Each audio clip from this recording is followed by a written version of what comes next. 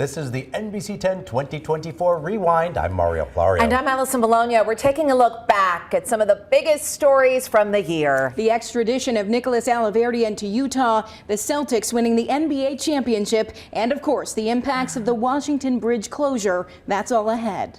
January. After just 6 months on the job, Claudine Gay resigned as president of Harvard University. She was accused of plagiarism and criticized for these comments. Calling for the genocide of Jews violate Harvard's rules of bullying and harassment, yes or no? It can be, depending on the context. After 24 seasons and 6 championships, Bill Belichick and the New England Patriots parted ways. I'll always be a Patriot. I look forward to coming back here, but at this time, we're going to move on. I will always continue to wish him continued success, except when he's playing our beloved Patriots. Gerard Mayo took over as the new head coach. February, the state paid $483,000 for a new tourism campaign with the tagline, "Is Rhode Island all that?" I don't think we're all that. This is as equivalent to warm or cooler, in my opinion. It's a joke, right? I live in East Providence, so that's all I'm going to say with the bridge. It's worth noting the target audience of the campaign is not Rhode Islanders, but tourists. March. After a rocky 3 years in New England, the Patriots traded Mac Jones to Jacksonville. Learned from a great head coach, obviously one of the greatest of all time. I don't have regrets. I feel like I put everything out there, gave a lot to that organization, and they gave a lot to me. April. Scott Abbey resigned as RIPTA CEO after being charged with leaving the scene of a crash. It's sad and troubling to me that Scott's employment at RIPTA ends this way. A husband and wife were forced to land in Narragansett Bay when their small single-engine plane lost power near Quonset State Airport. There was a moment where I was like, I'm not sure if we're going to make it. And then I'm like, nope, we're not going to die today. Surveillance video shows the moment a car crashed through the front of a Dunkin' in Cranston. America doesn't just run on Dunkin', cars do too. A third lane brought relief to drivers heading westbound over the Washington Bridge. Traffic seems to be moving quite nicely. It seems to be going much better. So that's a great thing. And did you see the total solar eclipse?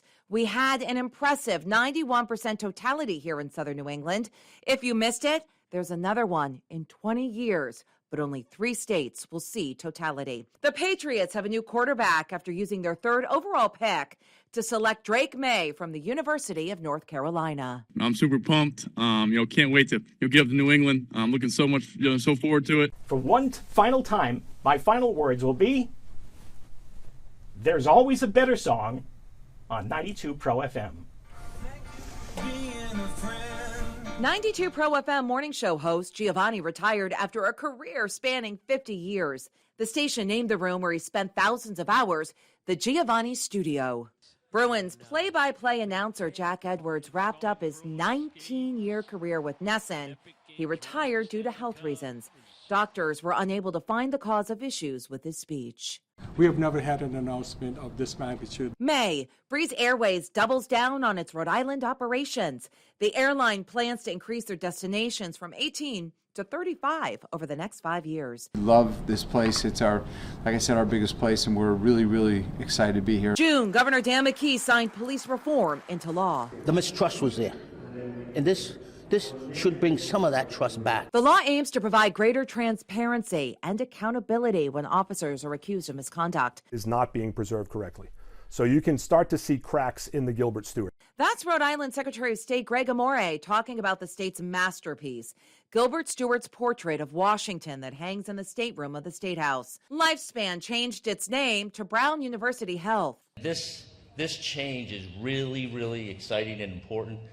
But it's one step that we have to become a thriving healthcare system here in this great state. It's part of an ongoing partnership with the university.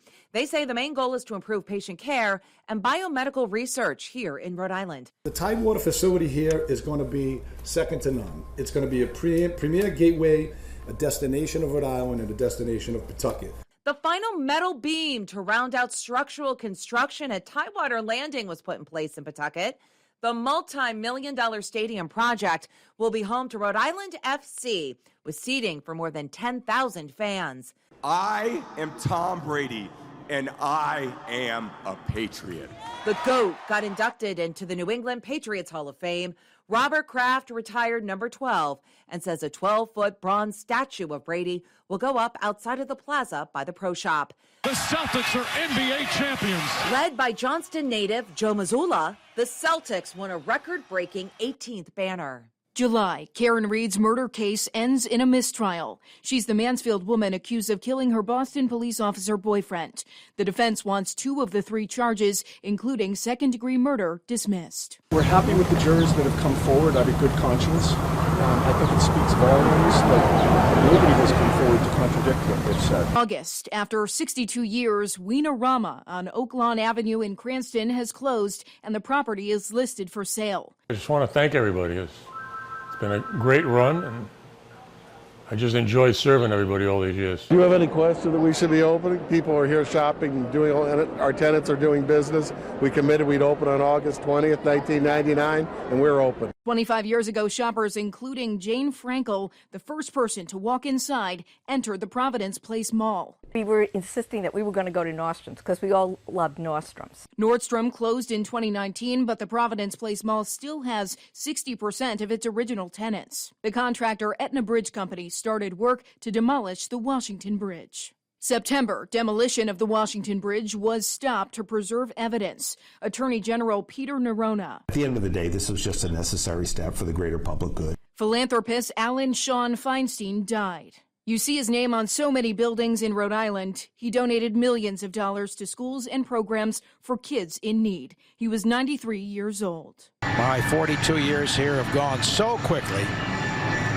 But now it's time to say goodbye to Red Sox Nation. The Boston Red Sox paid tribute to longtime radio broadcaster Joe Castiglione, who retired after 42 seasons. Previously, I was born with the name Nicholas Alverdian. October, that's the Rhode Islander who faked his death, finally admitting he changed his name. Alverdian is charged with rape in Utah and being held without bail. David Joyner replaced Karen Lynch as CEO of Woonsocket-based CVS. I don't leave you asking you to be different. I leave you asking you to be who God made you to be. That's Archbishop Richard Henning's farewell to the Diocese of Providence.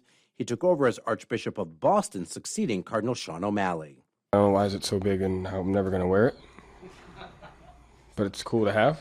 The NBA champion Boston Celtics kicked off their season and began their quest for banner 19. November, after 3 years and a now closed investigation, Governor Dan McKee insists the $5 million ILO group contract was not an inside deal. They could open it till hell freezes over.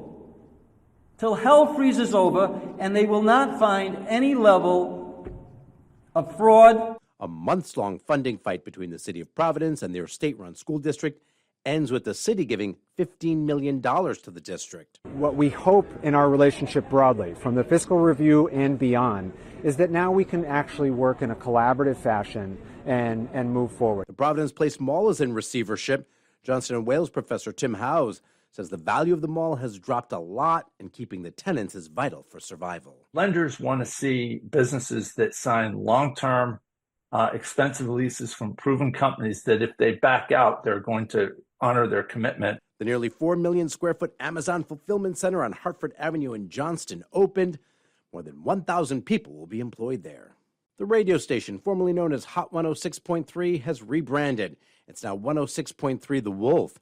The station has played contemporary and hip-hop R&B music since the 90s, but is now playing classic rock. December, the state got hit by a major data breach of the computer system that handles some state benefits. We're planning for the system to be back up as quick as it can, but if it isn't, we also have plans on how we can continue to service our customers and ensure that benefits are delivered timely. State leaders say people's personal information could be compromised. There's a new request for proposals to rebuild the Washington Bridge.